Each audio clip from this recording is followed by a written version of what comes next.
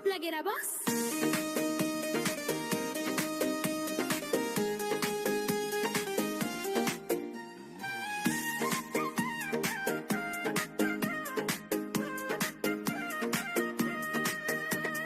चुनाव आयो गाउँमा बजो हेर बाजा, नेताजीले खुवाउने रे खसीको मासु खाजा। साँझ परेपछि लुसुक्का समाउने हो नोट, 1000 को नोट खल्तीमा उनलाई नै हो भोट।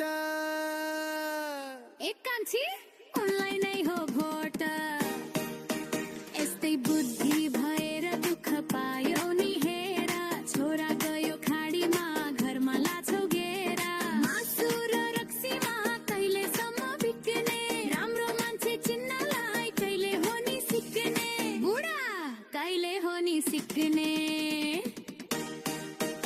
आउँदो फागुन 21 गल्ती म त दोहोऱ्याउँदिन, जसले दिन्छ पैसा उसलाई भोट म त लाउँदिन, गरिलाई हे उसलाई भोट म त लाउँदिन।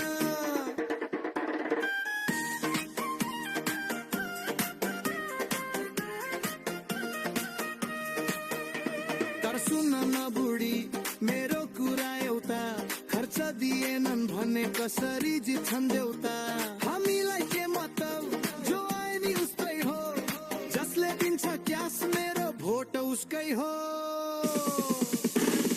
त्यही क्यासको लोभले देश भयो खाली, पासपोर्ट मात्रै बन्दैछ हेर न साली नाली। यसपालि त सोचेर राम्रो मान्छे छान्ने हो, फागुन 21 गते सही छाप हान्ने हो, हामीले सही छाप हान्ने हो।